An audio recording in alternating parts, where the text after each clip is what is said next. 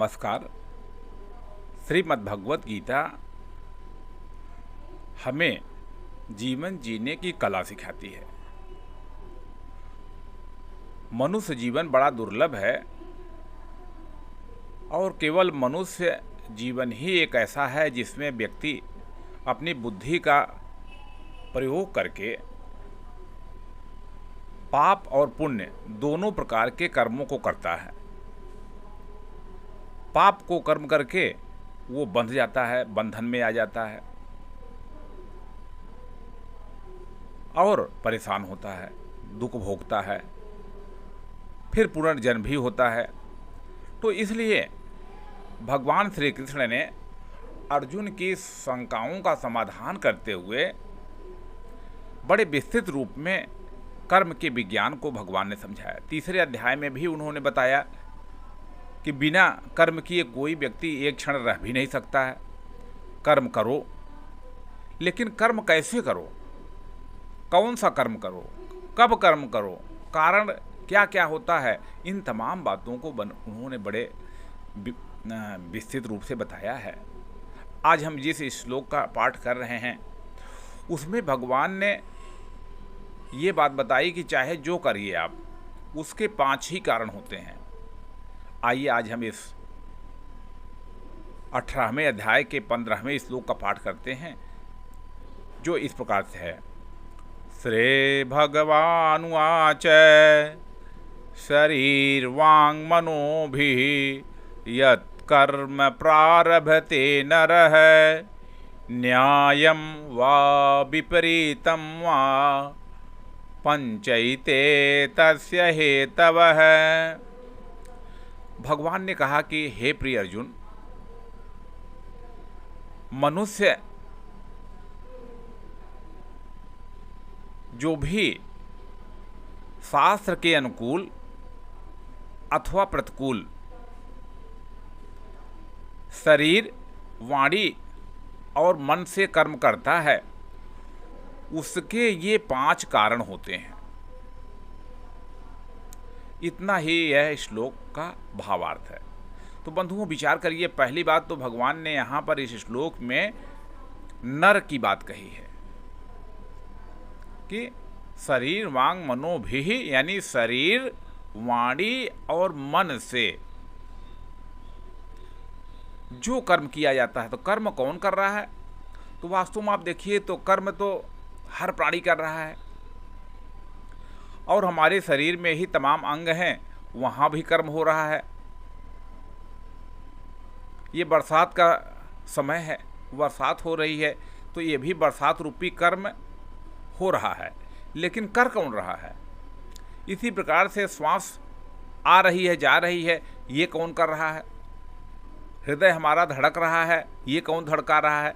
तो ये जो सहज कर्म हो रहे हैं, यहाँ कोई कर्ता का भाव नहीं है, इसलिए इनसे कोई परेशानी नहीं होती है। लेकिन मनुष्य एक ऐसा है कि वो सोचने लगता है कि ये कर्म तो मैं कर रहा हूँ, फिर कर्म संग्रह होने लगता है। जहाँ जहाँ हम अपने अहंकार को जोड़ लेते हैं, वहाँ पर कर्म संग्रह होने लगता है और इन्हीं कर्म संग्रहों से हम बच जाते हैं। मान लीजिए हम सन्यासी हैं या प्रचारक हैं, तो वहाँ पर मैं जोड़ लेता हूँ कि ये काम मेरे ऊपर है, इसे तो मैं ही करूँगा, और फिर उस कर्म के अच्छे या बुरे परिणाम से हम बच जाते हैं। हम सोचने लगते हैं कि देश हमारे ऊपर ही चल रहा है, हम सोचने लगते हैं कि परिवार मैं ही चला रहा हूँ, लेकिन जंगल कौन चला रहा है? जंगल में प्राणी कैसे रह रहे हैं? तो वहाँ कोई प्रॉब्लम नहीं है। तो इसलिए बात आई है कि केवल यह जो नरह की बात हो रही है, तो जो पशु लोग कर्म कर रहे हैं, जो कुत्ते बिल्ली जानवर कर रहे हैं, वहाँ उनको कोई पाप या पुण्य का भागीदार नहीं होना पड़ता है। क्यों? क्योंकि वहाँ पर वे अपने अहंकार को नहीं लगाते। तो ये बड़ी बात है। इसलिए मनुष्य जीवन पा करके हमें ये विशेष रूप से सोचना पड़ेगा कि हम कैसे कर्म कर रहे हैं। तो यहाँ पर आगे बात कर रहे हैं कि न्यायम व विपरीतम व। न्याय यानी क्या? कि जो शास्त्र के विहित कर्म हैं, शास्त्र के अनुसार कर्म हैं, वे कर्म और जो विपरीत कर्म है, अब समझिए कि वर्ण के आधार पर, जाति के आधार पर, प्रकृति के आधार पर, देश काल परिस्थिति के अनुसार जो हम सब लोगों का कर्तव्य है, ये हमें करना चाहिए।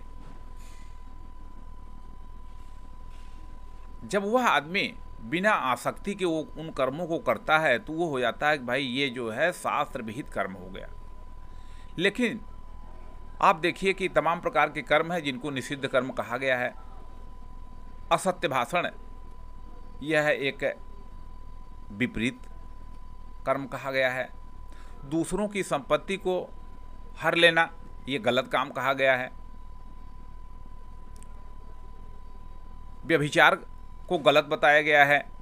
तो जो हमारे कर्तव्य नहीं चाहते, ये दोनों प्रकार के कर्म आदमी करता है। अगर हम इन दोनों कर्मों को विस्तृत रूप से जानें तो हमारा प्रयास तो सबसे पहले ये होना चाहिए कि हम जो कर्तव्य कर्म हैं उनको ही करें। शुभ और श्रेष्ठ कर्म करना ही वास्तव में जीवन की उन्नति का सबसे बड़ा सूत्र है। हम मनुष्य होकर के यह निर्णय कर सकते हैं और यही निर्णय करने की क्षमता ही हम सब लोगों की सबसे बड़ी भगवान के द्वारा दी गई विशेषता है। यह वीडियो हम मोबाइल में बना रहे हैं तो ये मोबाइल हमारी बात को रिकॉर्ड कर ले रहा है,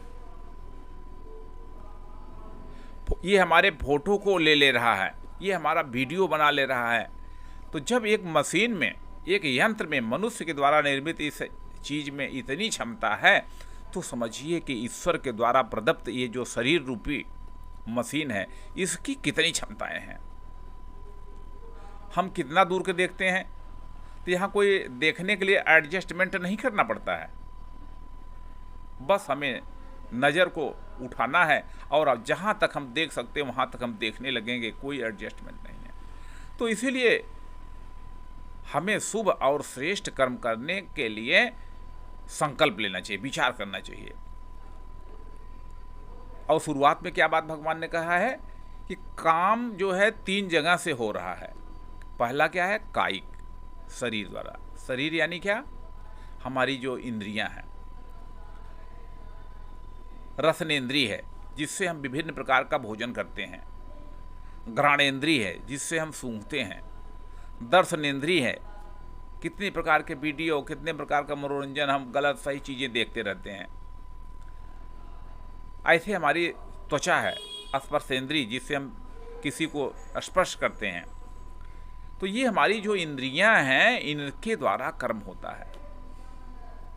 अब अगर यहाँ इन इंद्रियों को हम उनसे उचित और श्रेष्ठ कर्म करवाएं तो अच्छा है, लेकिन अगर हम श्रेष्ठ कर्म नहीं करते हैं इंद्रियों के द्वारा तो गलत बात है। तो ये कर्म का स्थान है हमारा शरीर, और शरीर में ही सब कुछ है।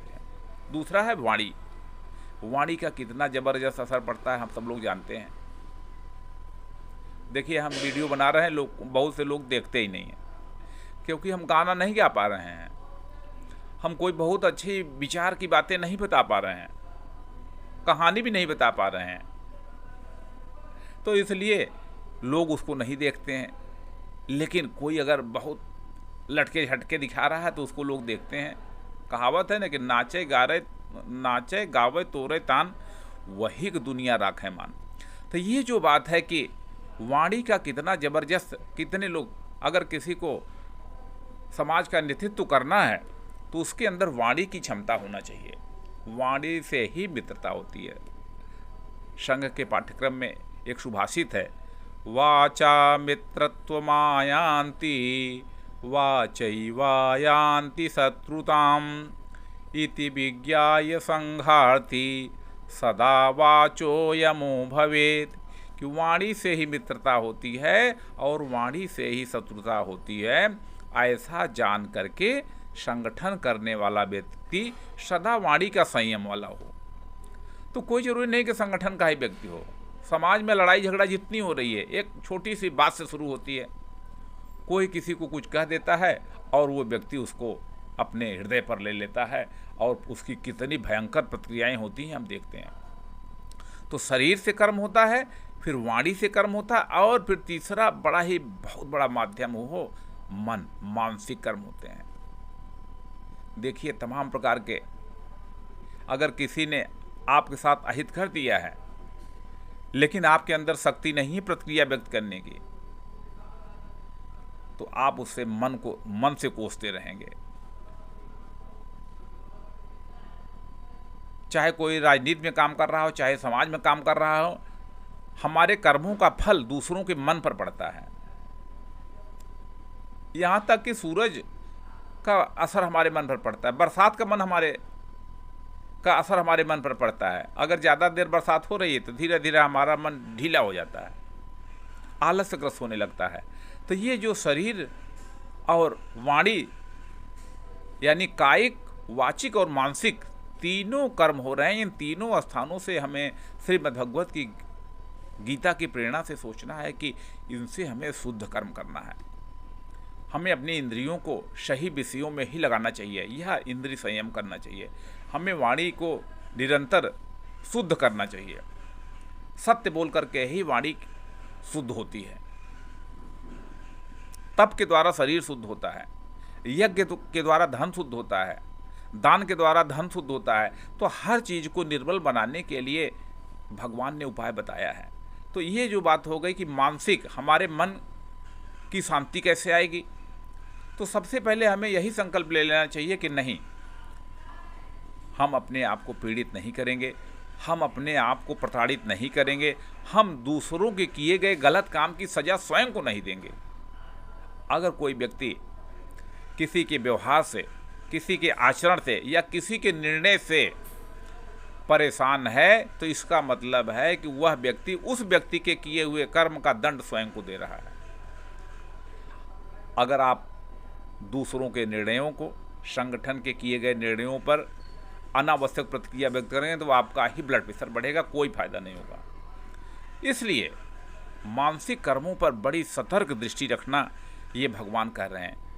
और जो बात पहले ही श्लोक में कही गई है कि वास्तव में जो भी हो रहा है इन तीनों इकाइयों के द्वारा, शरीर के द्वारा, वाणी के द्वारा, मन के द्वारा कर्म हो रहा है, उसके कारण 5 हैं। कौन सा कारण 5 है? तो अधिष्ठान, अधिष्ठानम तथा कर्ता, और दूसरा कर्ता कैसा है, तीसरा है उपकरण, कैसे आप कर्म कर रहे हैं। अगर आपको वो कर्म करना है तो उपकरण क्या है, और तीसरी बात है विभिन्न प्रकार की चेष्टाएं। और फिर भी सफलता आपके कर्मों पर ही केवल इन चारों बातों पर निर्भर नहीं है। 5वां चीज एक कोई ऐसी शक्ति है जिसको दैव कहा जाता है। तो अधिष्ठानम तथा कर्ता कारणम च पृथक विधम विविधाश्च पृथक चेष्टा दैवम चैवात पंचमम। यही बात भगवान ने यहाँ पर कही है। बंधुओं, हमें अपने अधिष्ठान का विचार करते रहना चाहिए। अगर हमारे जीवन का अधिष्ठान असत्य होगा, आलस्य होगा, प्रमाद होगा, तो कभी भी हम अपने लक्ष्य को प्राप्त नहीं कर पाएंगे। हम कैसे करता हैं, अगर हम अहंकारग्रस्त करता हैं तो हमारे जीवन का विकास नहीं हो पाएगा। इसी प्रकार से जो हम कर्म कर रहे हैं, अगर हमारे उपकरण ठीक नहीं हैं तब भी बात गलत हो जाएगी। ये बाहर ध्वनि आ रही, इसी नाते हाथ लगाए थे। तो और विभिन्न प्रकार की चेष्टाएं, कभी हमें निराश नहीं होना चाहिए। हमें अपनी चेष्टाओं को भी लगातार, जैसे कि कौवे का उदाहरण था कि कौवे को पानी पीना था तो वो घड़े में कंकड़ ला करके डालना शुरू कर दिया, पानी ऊपर आ गया, पानी से उसने अपनी प्यास बुझा लिया।